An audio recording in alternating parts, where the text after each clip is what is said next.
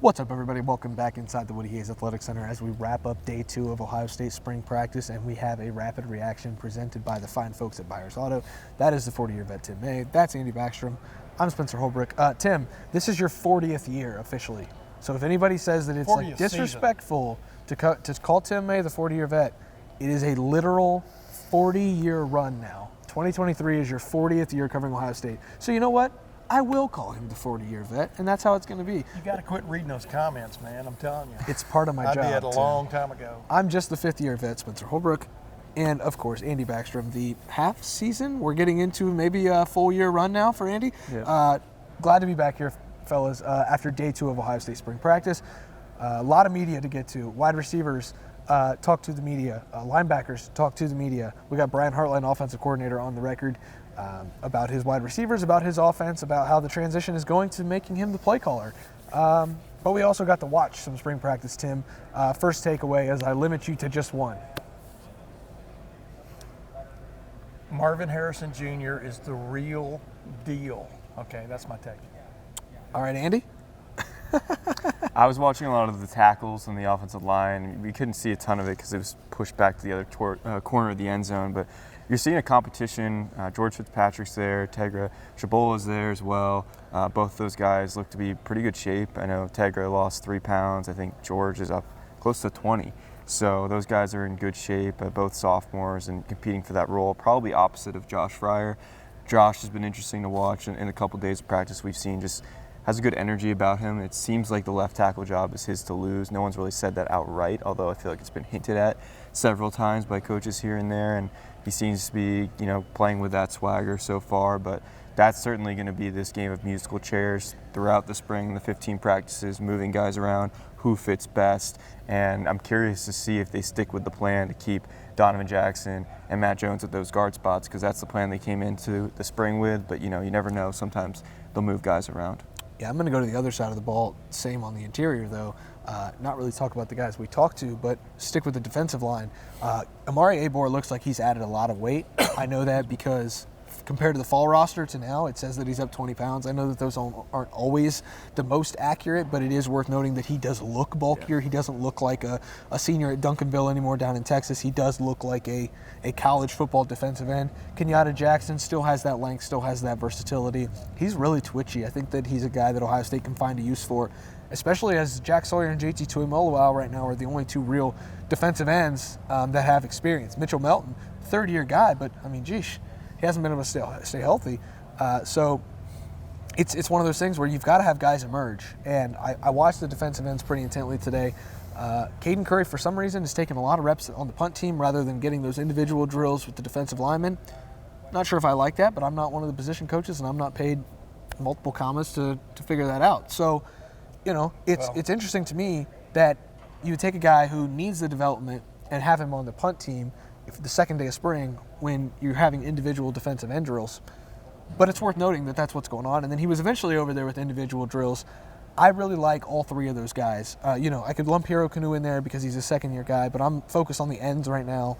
Amari Abor caught my eye, Kenyatta Jackson caught my eye, and Caden Curry caught my eye. It's not just because I was looking for them. It's because they look like they're developing on the right path that Larry Johnson and Ryan Day and this coaching staff want them to be. Yeah, I wouldn't put a whole lot into the little glimpse that we get 30 minutes or 25 minutes that we get watching, like with Caden Curry on the punt team, because of course they're practicing the punt team. What I'm saying is I'm not slamming what you're saying. This guy has to figure in their plans, in my opinion. Number 1, from a number standpoint. Number 2, from an ability standpoint. And as we talked the other day with the coaches, I think it was Ryan Day that brought up the fact that Caden started out like a guy with his, and I'm paraphrasing here, this is not what Ryan Day said, but like a guy with his hair on fire as the season started last year, but then sort of plateaued a little bit, which is what you get with a first-year player. I still think, as I said on one of these earlier, he should have been utilized more than he was, in my opinion, brought along a little bit more because, man, when he turns up the wick, he is special. And so I expect him to be figured definitely in their plans. As far as like interesting takeaways, I still think Steel Chambers is the most interesting interview we ever get to have out here. And when he turned the tables today and started asking if you could have 4 animals with you in like I called it a video game situation, which would be the 4 you would pick, and it was just an interesting moment because for a lot of reasons, as you know, he's given nicknames to different players based on, I think he calls Tommy Eichenberg a platypus. Yeah. You know, and so bottom line is that was an interesting take. Of course, he picked an elephant, and what else did he pick? An elephant. Hippo. A hippo, yeah.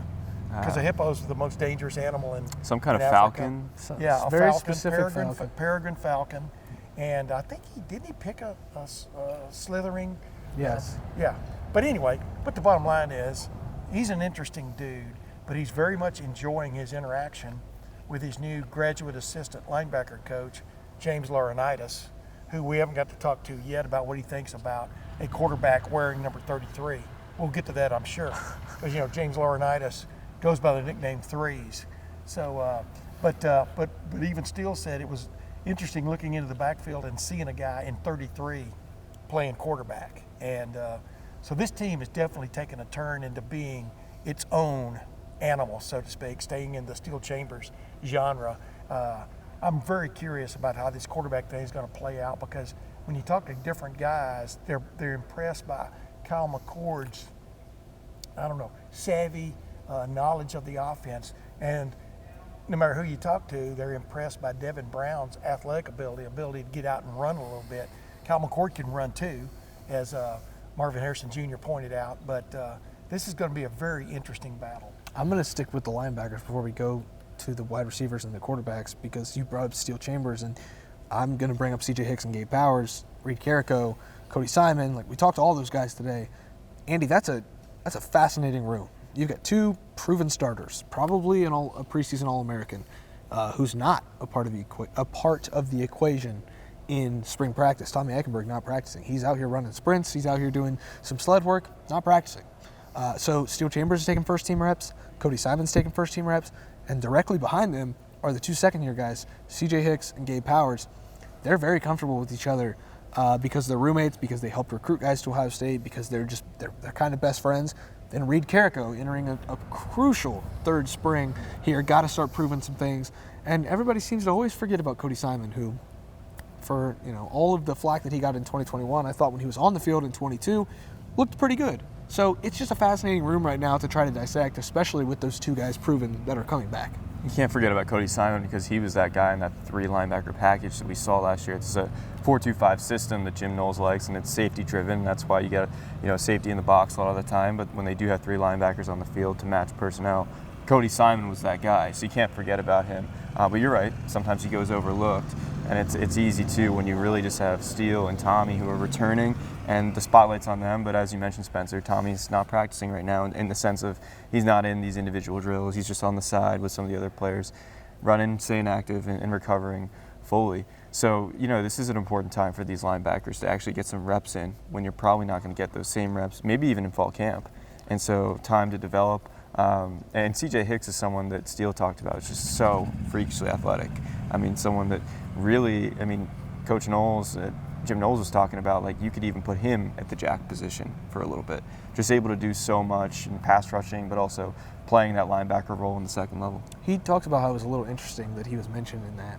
Maybe worth a conversation for him to see if he does fit there, and if so, then maybe that's a spot for him. Because I think, there's a couple guys in this defense that I assume, and maybe wrongly, when it's all said and done, I'll be assuming this, but you got to think Sonny Styles needs to be on the field. Davison Igbinosun, we've seen him already. He should probably be in there at some point, and then C.J. Hicks. And so there are just some younger guys who are starting to make that push that they really think probably should be on the field. You got to find a way to get them there, Tim. Speaking of being on the field, the second-year wide receivers, Tim, I'm going to turn you loose on the offense as we move along here on Rapid Reaction presented by Byers Auto. Talk about the defense, but go ahead. No, go ahead.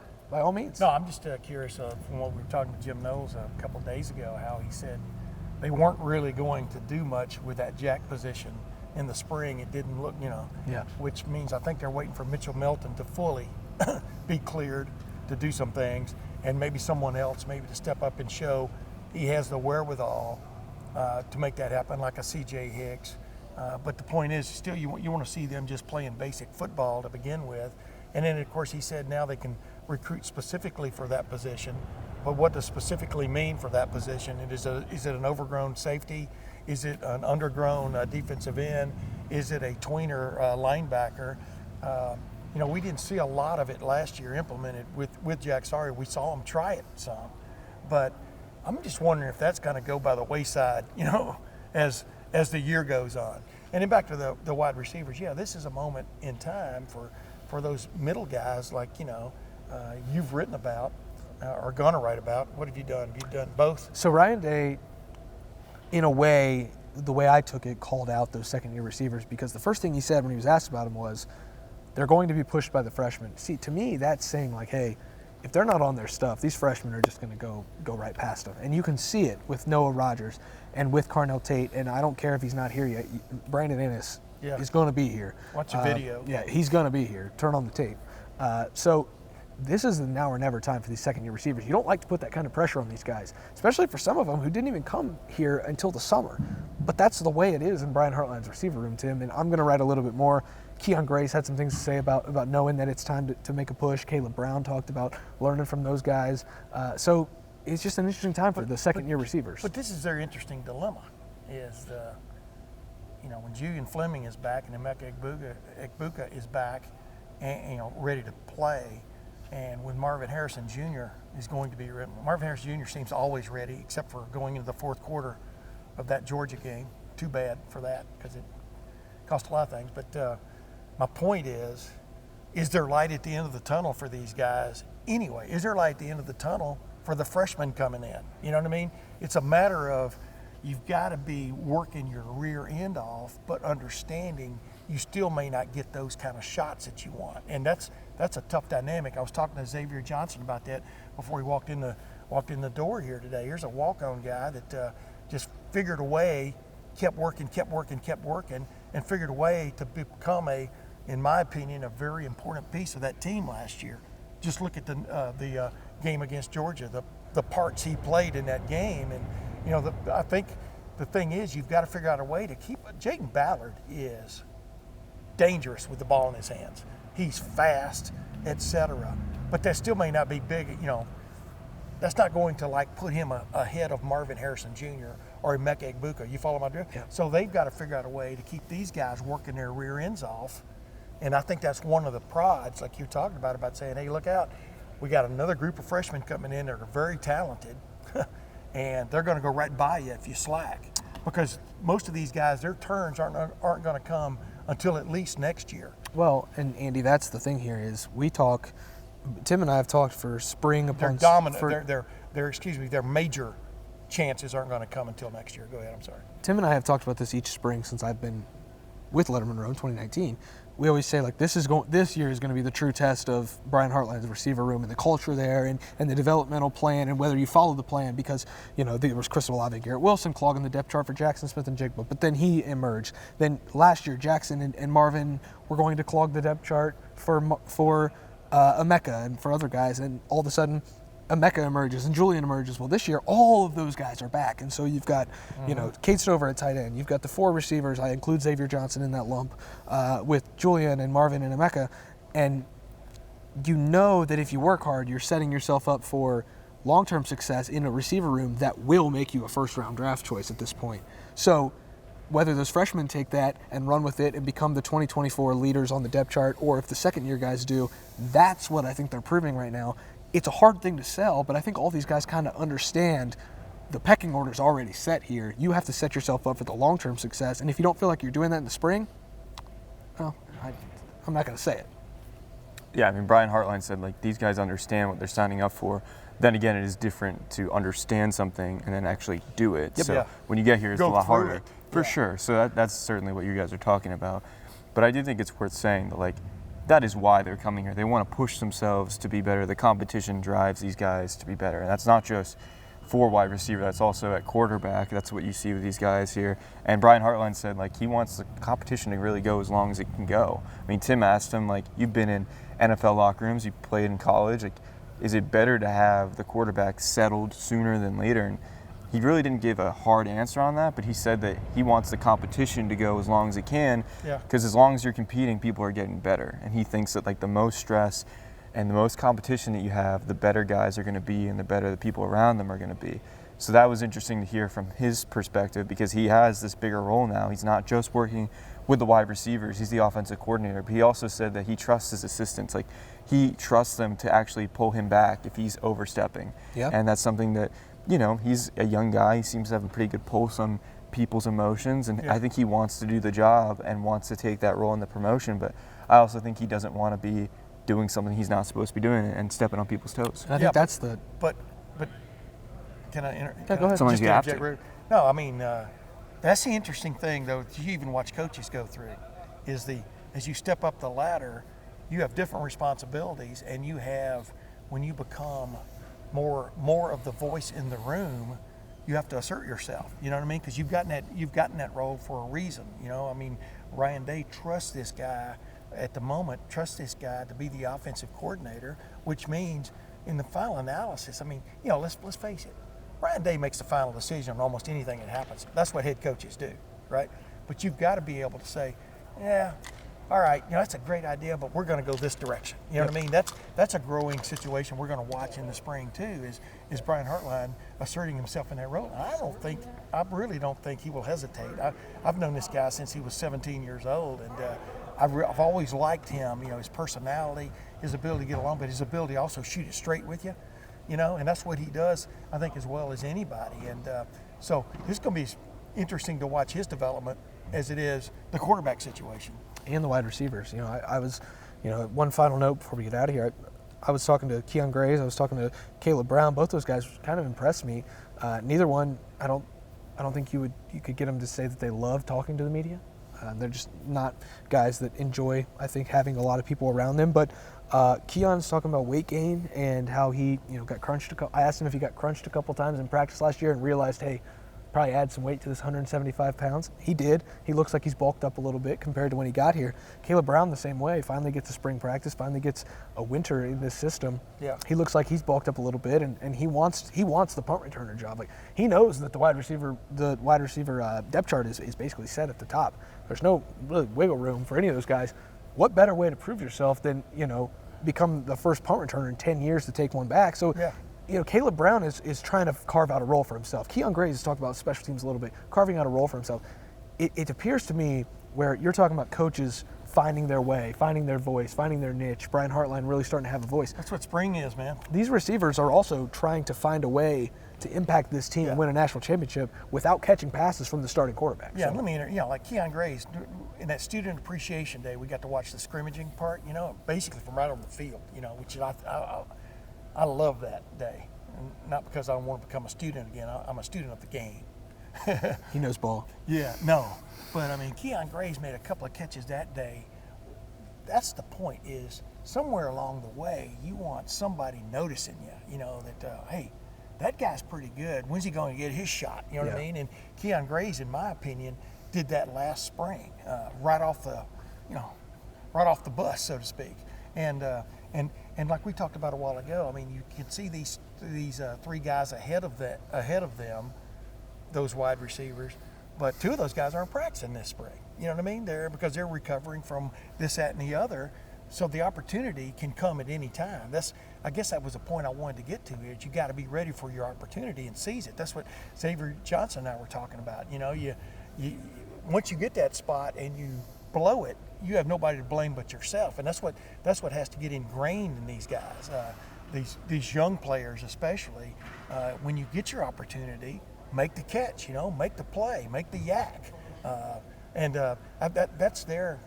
that's what I've always thought, though, man. Just think about last year at this time, if Chris Olave and Garrett Wilson had said they were coming back in 2022.